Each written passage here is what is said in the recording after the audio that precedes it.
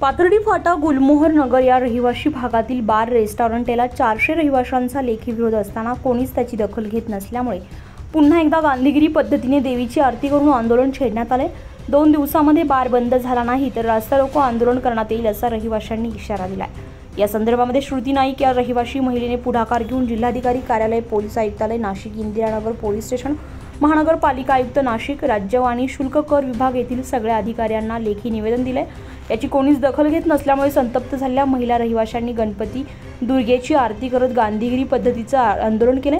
बार मालकीन लता कमोद यांच्या मुलाला शांततेने समजावून सांगूनही हा बार चालू कसा होतो, बार सुरू करताना रहिवाशांची कोणत्याही प्रकारची परवानगी घेतलेली नसताना बार सुरू करू नये असं लेखी विरोध करण्यात आलाय। 2023 पासून ते आजपर्यंत 11 ते 12 निवेदनं आम्ही प्रशासनाला दिले।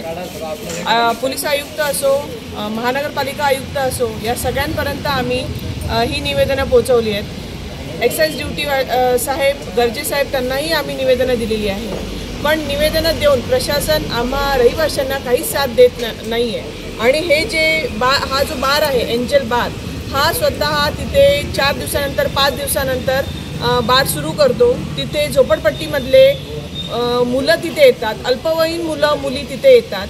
त्या रेस्टॉरंटमध्ये 5 टेबल आणि खुर्च्या असं बसण्याची सोय केलेली आहे। वरतून तिथे परमिट रूमसारखी एक रूमही बनवलेली आहे। हा पूर्ण रहिवासी परिसर आहे। त्याच्यामुळे इथून जवळजवळ 4 ते 4.5 हजार रहिवासी तिथे राहतात।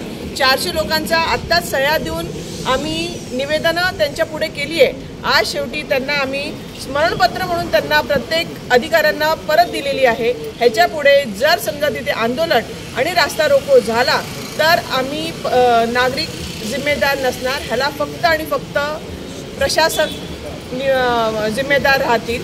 आणि त्याच्यानंतर हे सुद्धा बंद नाही झालं तर त्यांनी निवडणूक प्रक्रिया, मतदान प्रक्रिया घ्यावी आणि ते बार सुरू करायचे की नाही ते त्यांनी ठरवावे।